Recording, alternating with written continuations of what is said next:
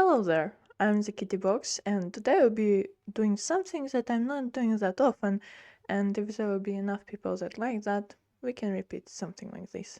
Today we will be talking about wonderful series, The White Lotus, HBO series, and I will be telling you my analysis of it.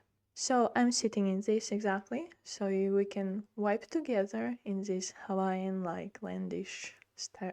Let's go to the resort. It's waiting for us. For the ones that are not familiar with the series, this series is a satire. This is a genre that is usually very hard to pull off, but by the end of season 1, I just understood and realized how good Mike White, the creator of this series, is at it. In comparison, of course, with Mickey17, which I only can see as a sheer parody on satire, or I'm sorry, black comedy without any comedy in it. That is just gross, and I don't know, it was a very strange film, and whatever the fudge that was by, what was the name? Bong Joon-ho, right? Yeah, not good. And the reason why I'm mentioning Mickey17 is just to provide you a comparison, because with analogies it's easier to tell you a story and the reasoning why I see this film better than that one. Yeah. And yes, an important fact is that both of them are marked or labeled as black comedy. I would call it more like a satire. Yeah. Well, but whatever works, you know. And while one is exactly a black comedy and a satire, the other one is, I don't know what to call that. It's just something that has convulsions before it's dead, and it's just awful. I think why convulsions? Because it feels like it convulses before it's dead while being fed up this non-tested food. While there is Robert Pattinson's burbs on the background. Ugh. So what we will do in this analysis? I will blabber a little bit about the both satire stuff. I will tell you a little bit about the series itself of White Lotus. We will talk about its characters. I will also show you the exact places and moments that I found genius. And in the end, I will propose my understanding of what the whole season 1 was about and the whole, I don't know, fundamental purpose and point of the White Lotus series. So without further ado, aloha, and let's get started. Girl, put here the disclaimer. What is exactly a satire? Satire is just a genre which is used to have a social commentary on something around you with a speckle of comedy, I think, but in a bad way. It's usually not that funny and more disgusting in a way, or uneasy-ish stuff, you know? Why I label both of the movies not just as black comedies, as there is written in genres, but as satire, because White Lotus gives a social commentary on the caste system of rich, poor people, whatever happens in between them, and why rich people are sometimes funny, and why poor people are sometimes funny, in a bad way. And their Mickey17, okay, sorry, yeah, it's just bad, okay, but there was a hint of a try to get somewhere, you know, like there was again this social structure conflict, like the rich people, poor people, something in between, and what happens when some have more privileges, some less, and yeah. But the way it was utilized, it was so bad. Here in White Lotus it works, here don't. Why? Because here it's presented, went through, and worked through. Here it's just bad. There was just like, you know, they will show you something inclined to be smart, and then they will give you some trash, gross, vomit, Robert Pattinson, but something like that. It's just a mess. Sorry. So as we established our terminology here, that we know that satire is kind of black comedy, yes, that gives a social commentary on something and makes you see the flaws through the purposeful comedy. Yeah, we can now look into the White Lotus series. When you start watching the series, what kind of feeling are you getting? Uneasiness. This would be the word I would be describing it with. The whole series are like with a yellowish tint over it, like a filter put on something, and the whole stuff looks so unbelievably not right. And because of that, because of the colors, because of the music, the sometimes awkward poses and something, you from the start are feeling something is not right. It is as if you have been sitting at some, I don't know, at your house and watching just a video of a movie at cinema where, everyone farts, burps, whatever, you hear all of that. There is a movie somewhere in the background and it's so far away that you feel, how to watch that? You're losing all the purpose of the film. And yeah, I never experienced that. I'm just saying I heard from a friend that it looks like that. So yeah. Of course, I also bought a license to make this analysis video for sure. Yeah, but from the first episode, you're getting also one more interesting clue about the whole purpose of the series, like what happened with the deceased bodies that we see at the beginning, whose corpse is that is mentioned. There is a widow who was unalived at the hotel, and this sting we will forget until the end of the season 1. But immediately after this, our whole attention is gracefully swollen away from this question that I mentioned, and we are getting to see how everything started and how people, with the first person that we saw from the hotel, which is Shane, arrived to it and what they were doing there. And the White Lotus is, of course, a fictional hotel. I hope everyone understands that. And it's a resort hotel where rich people can come and rest on islands of Hawaii, and precisely, yes, the island of Maui. Yeah. And we already know that they're rich, but each of the shown characters that we will see, even not only the residentials and the ones that are visitors, the rich people, but also the staff that's serving them, is a full-on character of the series, in a way that they have their persona, their character written down, their personal drama or whatever, their motivations, and the culmination of whatever is happening with them there. And they have a progression throughout the whole season in which they are. And just let me do a quick insert. It's something that so many movies miss nowadays, in a way that how often do you see that the movie is showing you the characters that you care about and not inserting people with a set plot, not shown or shown through some, I don't know, interactions and conversations, but just letting to you know by words that, okay, this person doesn't have parents, or okay, this person doesn't have that, and they're upset. And you don't feel anything about them. Why? Because author missed and failed the possibility to make you care about them. Right now, I can only think of the most recent movies that I've seen that had a problem like that. For example, Minecraft.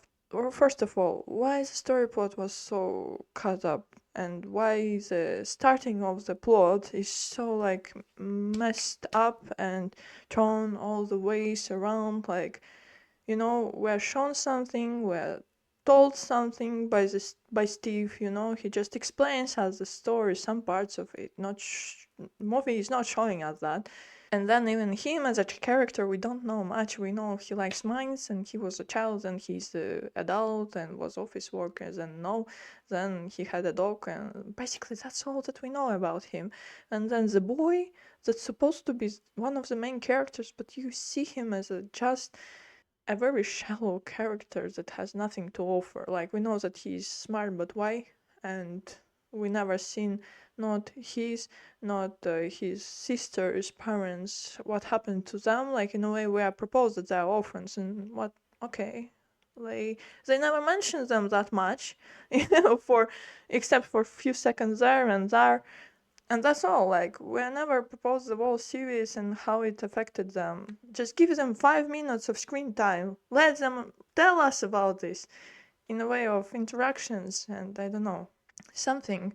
Also, the girl that was with llamas, okay, she has been later interacting with wolves. Cool, this was a cool part. But except for this, what? We've seen her so rarely throughout the movie. And also the sister of the boy that's supposed to be main character as well, I think. And the girl wasn't doing much in the series. You will never remember her by the name.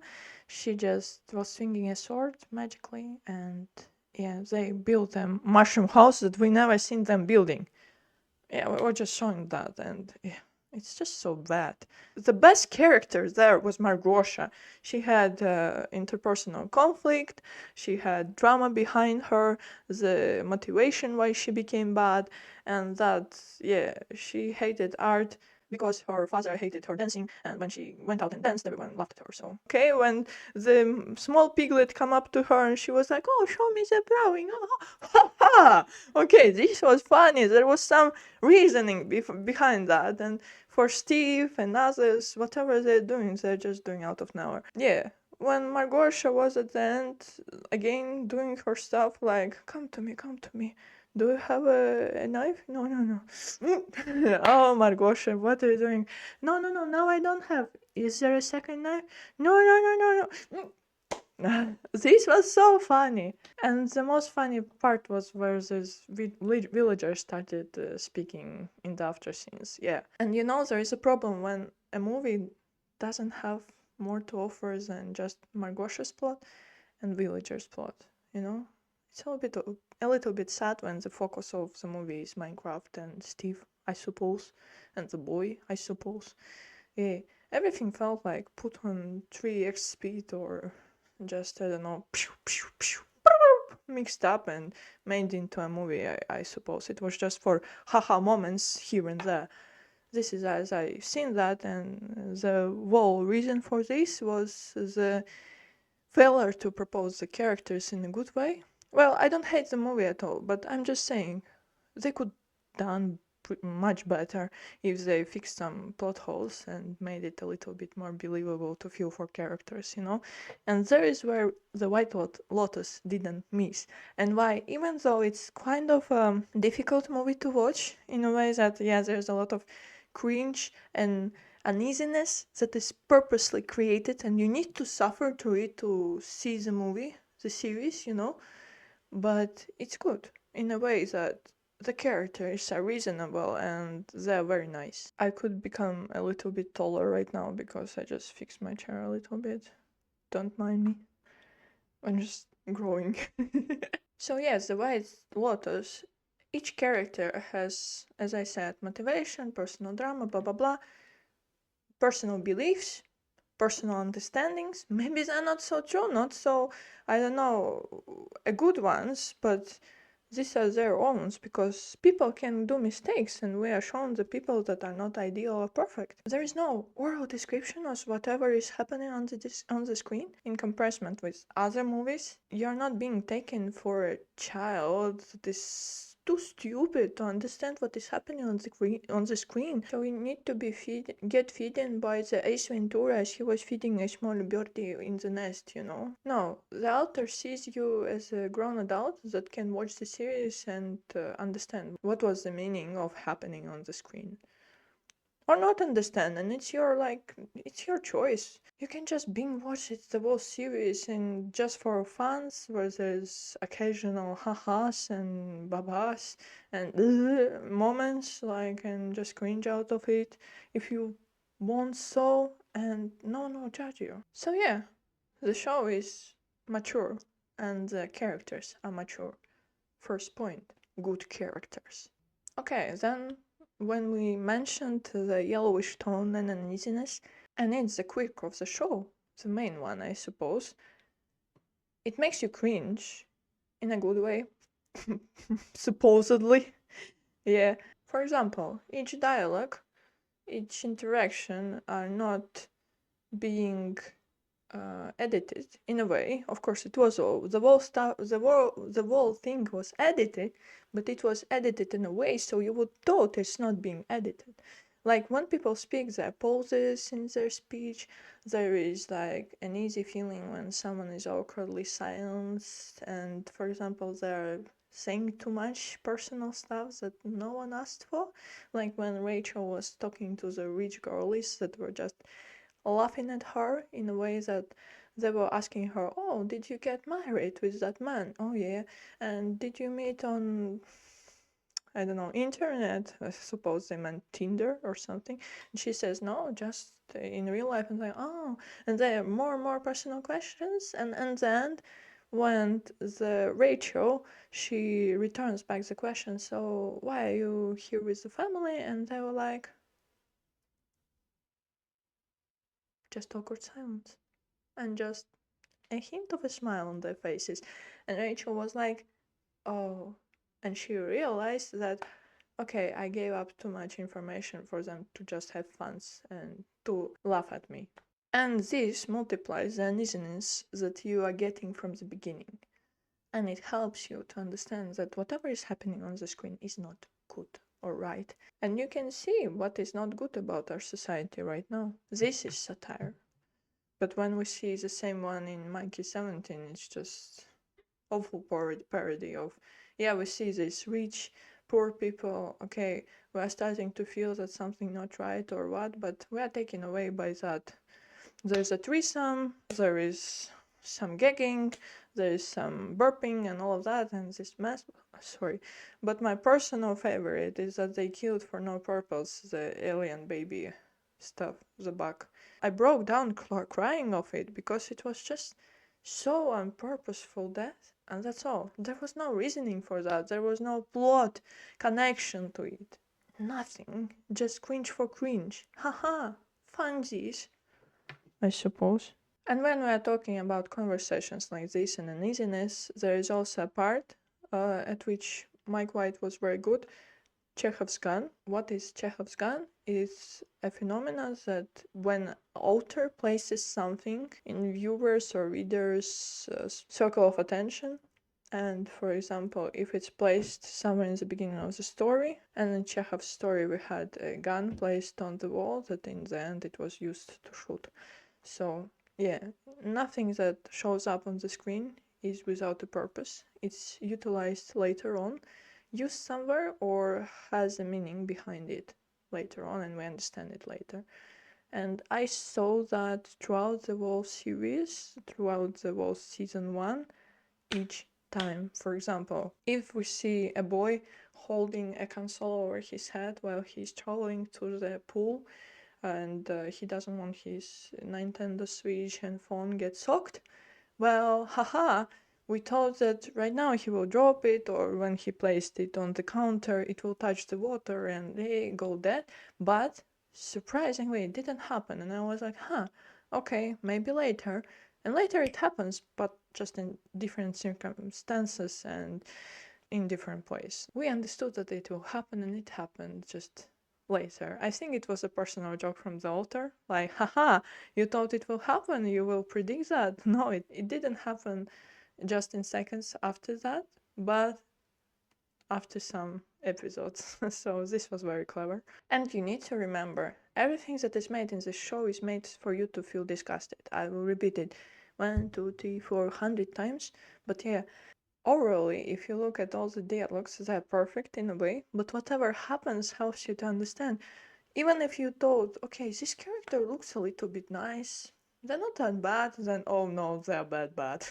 There is some realization at some point that not one of the characters is good. No, except I think for Linda, the one that is working at the salon, spa salon. But yeah, there is also some stuff with her. Like she knew that she could use the tiniest riches, and she was acting as if she liked her in a way, which is understandable. I'm not judging her, but you need to understand she wasn't that goody to choose characters. That was just being altruistic. She had a personal reasoning behind whatever she was doing, and she just wanted the money out of Tanya, and when she didn't get it, she broke down as well. We see it also when Rachel came up to her at the end, and when she wanted to share with her whatever was on her soul and on her heart, Belinda just sat there and was listening, and then just said, "You want my advice?"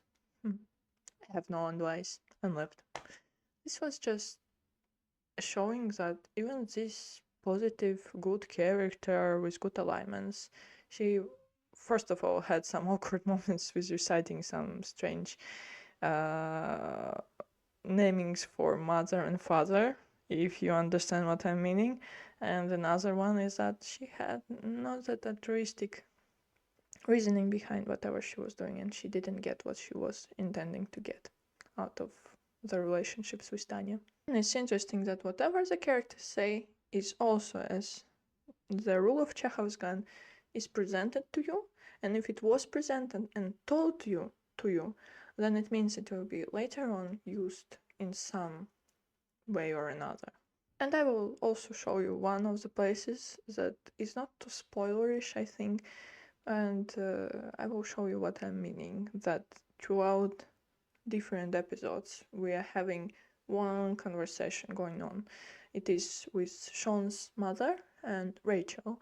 So the mother of Sean suddenly arrived to honeymoon of her son and his wife, yes, and she was there for some days. It was already awkward enough, but she then started to talk with Rachel about her experiencing some interpersonal conflict inside of her, like conflict of understanding herself, as she named that, because her good Sunny told her. They were having a conversation where the mother told Rachel that, out of all women, he chose you, so you need to be happy about that. And Rachel was like, am I a prize trophy wife? And she was like, yeah, but what is all bad about that, So, because the most important part is that he is happy with you, so continue to make him happy, and it's all right. Which is an awful advice, knowing the circumstances in which Rachel is and what kind of person Sean is that we see throughout the series. But I won't be going too much into that. We can have a different video connected to each of the characters if you would like. And she concludes her message with, "Just be happy, Rachel, alright?" And in the 6th episode, Rachel at the end comes up to Sean after they having some serious argument, and she was living in separate hotel rooms than he is, and she says, "I'm happy, I promise, I will be happy." That either she chooses to be happy in whatever happens around her with this guy, or she just walks away and she says, "Okay, I'm choosing to be happy with this guy, even though it's very hard and he is a very strange guy." So yeah, but it's just interesting. In 5th episode, "Be happy," tells her another character, and in 6th episode, she says, "I will be happy." It's like an answer, a reply to this dialogue, a conclusion of it. And everything that is happening on the screen is in contrast with the beautiful views that we are getting from the Hawaii's land and the island of Maui. That there's a peaceful ocean, there is something good like sky, beautiful sky, the animals, the whale jumping out of the water, and the beautiful hotel itself, the takes are wonderful. And the author is very masterfully dosing our cringe experience with, here you go, some cringe, then, oh, here you go, some good views, take a rest, baby. Then, okay, again, some cringe, serious cringe, more cringe, beautiful views, beautiful music, beautiful Hawaii, beautiful people of Hawaii. So, everything is set up in a way as in Dogville, I suppose, where you see these contradictions and everything, but everything around you just makes you feel like it's supposed to be like this, even though it's wrong. So yeah, I'm mentioning Dogville because there is also a very hard movie to see, to watch, with social commentary, with good things to process with your mind, but still a wonderful movie. And maybe it's the reason why I'm not so taken aback about the White Lotus. You know, after Dogville, I can watch whatever, except for Mickey17. It's personal. It's all because of the bug. I would even excuse them for making Robert Pattinson vomit for the whole movie, but the bug. This is what made me so angry. And the whole series, again, is just a social commentary. It's just showing us from the prism of different characters. For example, the girl that was friends with Olivia, the one that was accompanying her throughout the vacation time. Her name was Paula. And there was a reason why the whole family was white-skinned and Paula was like not white-skinned. Like, it's again to show the difference, like some kind of purposeful tint of racism, I think, because the family was racist in a way, and it was not respectful towards the indigenous people of the land of Hawaii. And the girl, who is not that whitish white richy girl, as I understood, because she's probably in some dependence from Olivia, probably like a sidekick that is just there to get some good stuff from the Olivia, drugs they were getting, and all of whatever they were doing. It could be happening only because Olivia is crazy rich, with crazy rich parents. Paula was kind of sentimental towards Hawaiian people, especially Chris. Especially Kai, I'm sorry. Chris Hansen, leave me alone. So, I'm not describing anything bad. So Kai was a boy that was serving at the hotel, and he was from Hawaii, and his brothers didn't like him because he was helping out the rich people that took their land, and made them poor. But he was just trying to survive. And then she goes on and proposes to him a plan of robbery of the family she's with, which is effed up a little bit. Even though he was at first like, I'm not a robber, I never did that, it's just bad. They're not responsible for whatever the ancestors did, which is a very good point. Still, she pressures him, and of course, when there is all circumstances that there will be no one at the hotel room for some time, and he has the passcode and everything, he just can't get the stuff, and this 75k word bracelets there from the safe. But first of all, when I was hearing that, how he's supposed to sell that? Like, this stuff is crazy expensive. Where in Hawaii he'll be selling this without getting caught, So from the beginning it was a crazy idea, just a dumb idea, I would say. But he eventually did it, and it all came up in a bad way because there was some circumstances happening that they couldn't foreseen. The situation became worse than it was expected, and in the end, Kai got caught and got into jail. So what we see here is that whatever the characters do is not forgiven. If someone is messing up, they're messing up. For example, if this Sean, rich guy, he's purposefully rude to the guy that is at the reception. I forgot his name, I'm sorry.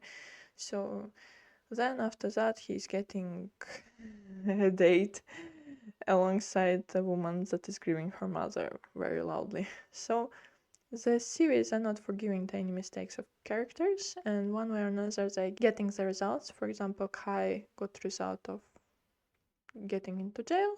Paula get the result that, yeah, Olivia knows that it's her who made this all into happening, the whole robbery stuff. But then when we are looking at her, we see that Paula is completely breaking down because it's her fault that Kai got into jail or prison. I don't know how to correctly say that. And also the receptionist guy, he did what he did, and even though Belinda advised him to not do overuse of alcohol influences, and when he went off and used something worse than alcohol, then she was like, oh, it's not good for you. And he listened and didn't listen again, did some bad stuff, got caught, and got criticized for that, got results. Again, he said, okay, I'm not doing this. And in the end, when he received some information, he was like, F it, I will do whatever I can. He again indulged in some influence stuff, and in the end, he got the worst outcome of everything. And after hating this hotel for this whole series timing, and after hating his job, after losing it, after hating all the customers and fighting over with one of the customers for exactly one hotel room that he's in at the end, he leaves his body in the jacuzzi, the one that was mentioned while the angry customer was so much wanting to get this exact room. It's kind of dramatically funny. This is why I think he laughs at the end. Getting unalived in the hotel that he hates, in the room of the person he hates, and in the place that he didn't want to give the customer to. You know, it's really a black comedy when you look at it like that. And as a note, I also saw one YouTube video where the author was taking a look at the White Lotus series and also was mentioning that it's like rich people problems stuff, but I disagree with that. Not fully, but like from some percent, because throughout the first season at least, I saw not only the conflict of rich people, but also the conflicts of poor people. No, we will name them that, but they're not like poor, but just not rich people, okay? And I would name it as just people's problem, not rich people's or poor people's. It's every people's problem, whatever the position they are. For example, Rachel wasn't rich. She was married to a person who is rich. Paula is not rich. She is accompanying the family that is rich. The receptionist guy is serving the people that are rich, but would it be another people? Would it be the same? Of course. Just ask any auto receptionist, even budget hotel ones. Ask them how awful are people sometimes and how disgusting. So it's just universal stuff, not just rich people stuff. This series as a whole just letting you see people, not divided just rich and others, just people in any circumstances, how egoistic they can be, how awful can they be, or whatever can be the motivation of them doing something, like for the Belinda character or for Kai character. Like, he had good motivation. He wanted to become good in the eyes of his brother and return the stuff that was taken away by white people, but you know, in the end he got caught because he wasn't doing the right thing. Like, you know, you cannot return hate to hate and accept a good result out of it. And because he was chasing the illusionary fast solution to his problems, he got even worse problems than he began with. And the same goes for the receptionist guy, and also I think for Belinda in a way, because she had a hope and it was demolished by that. It didn't happen. Yeah. But of course, it's also underscored it in the series that some people just have better assets at solving their issues. Like those rich people, whatever they do, they're getting the results, but then they can cover their stuff or footprints because they're rich and they can do that. For example, Shane was alright at the end. He was just giving out some handshakes, and yeah, he had no problems. But the other guy was in the casket. Satire, you know? Yeah, and like for example, even for the same guy, Sean, when he was fighting so much for the hotel room, exactly the ones that they were ordering initially, you know what in the end he got? He was so happy and so proud of himself that he did that, he accomplished that. He's standing there so happy and smirking there, and he's like, oh, what a good hotel room, I did that. And his wife and his mother are talking there on some distance, and you can hear them, that actually the grass is artificial, it's not that good, the size of the room is even less than the previous one that they got, and the view to the ocean is not there. You can see only the volcano and the ocean is behind that. So, you know, jokes on him for doing whatever he did, to just reach a worse room that he was initially in. And because of this, he ruined the whole honeymoon vacation for him and his wife. Because when we see what kind of person Sean is, we understand that maybe it's not such a rose glasses thing as we would think initially. So we see through eyes of Rachel, not a rich person, that how silly are conversations between Sean and his mother, what kind of people they are when they're talking about other people, and all of that. But we also see that Tanya, even though she's rich, she's not that bad of a person. She had a broken life, but she gets a good resolution in the series, no, in the first season. And also the son of the rich family, Queen was it? And he also gets a good resolution because while Tanya accepts the death as a stuff, because she met a guy that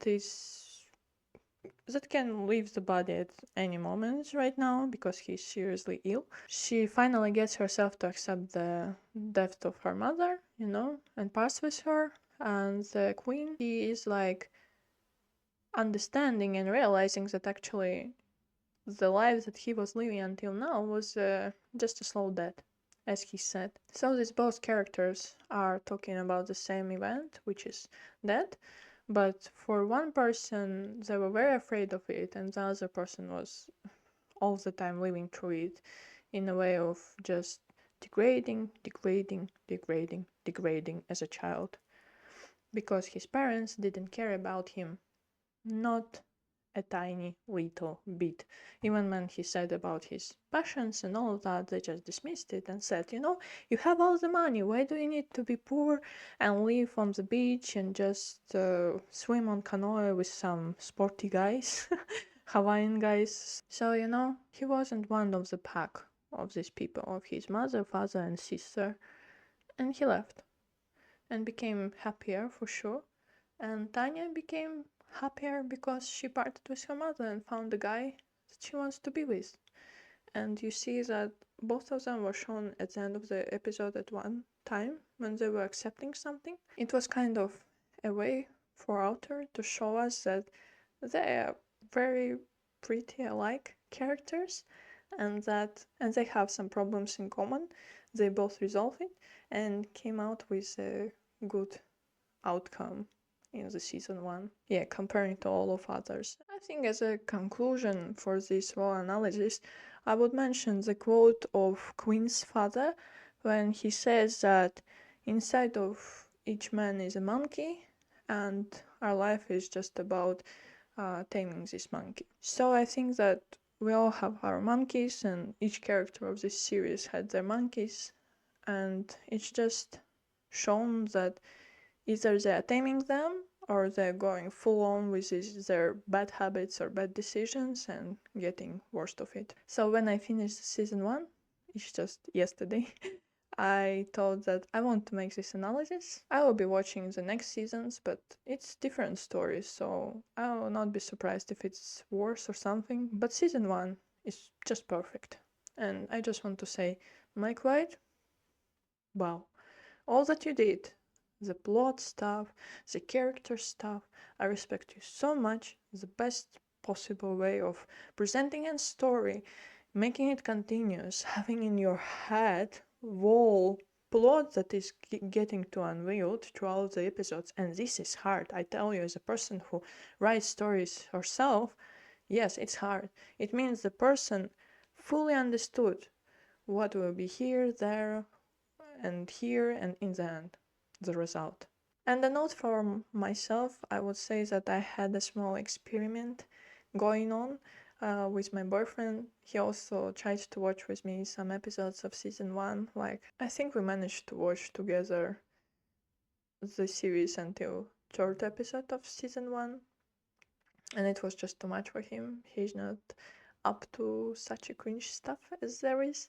But I would say that it's very interesting that even though he hated the cringe part, at the end when I told him that, hey, I just finished the series, it was fun, he was like, okay, but what happened with this and this character? Oh, remember those characters? What happened with them? He really cared for them in a way that he really thought about them, remembered them, and could, after such time, I think it's after a month or something, she still was interested in knowing where did the plot go.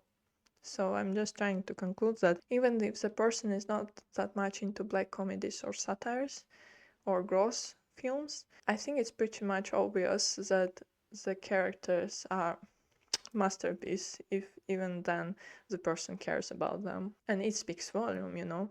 Looking at all other movies, it's one of the best. So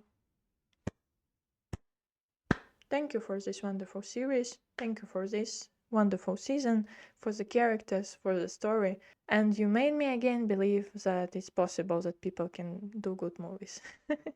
And as I promised, a small final comparison is that in Mickey17, you first of all don't care about any of the characters. Personally, I did not, because there was no much of a plot behind them. Like even Mikey, the main character, we are giving a little bit of sentimental stuff to feel for him, but at the same part, it's just so washed away by that he's doing some cringe stuff and gross stuff just to do it, I suppose, with his girlfriend, with his clone or whatever, and whatever he's doing is not giving you any character progression. Like whatever he did, he's just owning up to his mistakes. Yeah.